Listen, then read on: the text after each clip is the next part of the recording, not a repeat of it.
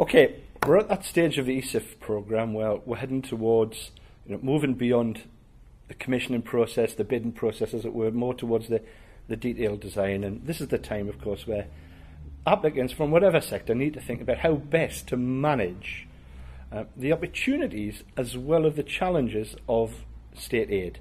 Now, some people view this as sort of the magical mystery world of state aid.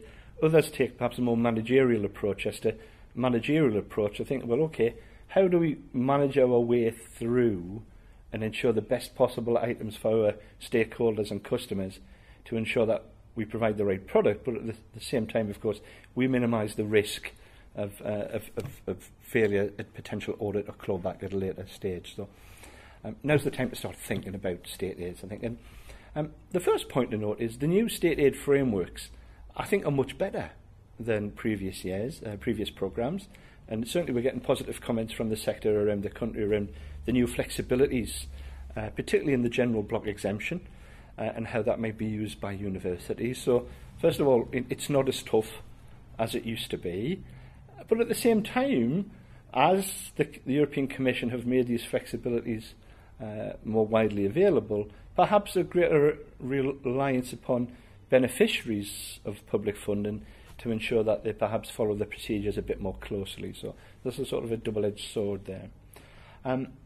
For those universities who aren't aware, I'd very much point them in the direction of some good work, actually, that's been done both by the Department of Business and by communities and local government, both of whom have recently updated their guidance on state aids, and they're available on the websites. And clearly, university funding managers and financial managers need to be accessing those now if they haven't already done so.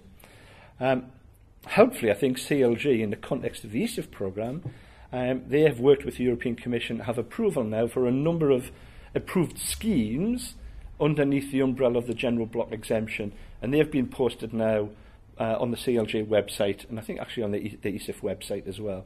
And again, for the HEFCE programme, very strong direction. Please read those and use them because they are helpful. Importantly, of course, the use of procurement is an important method of trying to design out problems of state aid, and the government for the HEFCE programme has now published updated procurement guidance which takes into account both the new state aid framework and the new procurement directives. Some good work done by Alex Rose in particular, the solicitor in CLG. That's now been made available, and that's something we've been calling for a while. It's really pleasing that it's available. So again, let's signpost and let's head off and read that.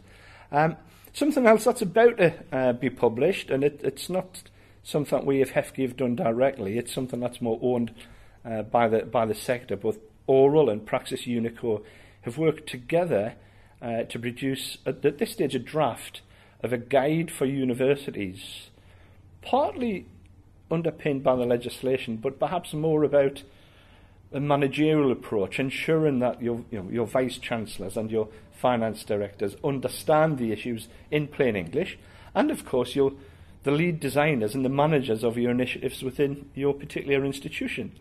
I won't say too much more about that. I think that's more for Oral and Praxis Unico, but it's about to be presented to the sector. There's an informal process of consultation, and I'm aware that both Oral and Praxis Unico are happy for that to be shared on an informal basis. So if you want to have a look, you want to influence the final version of it, please get in touch with James Ransom at Universities UK.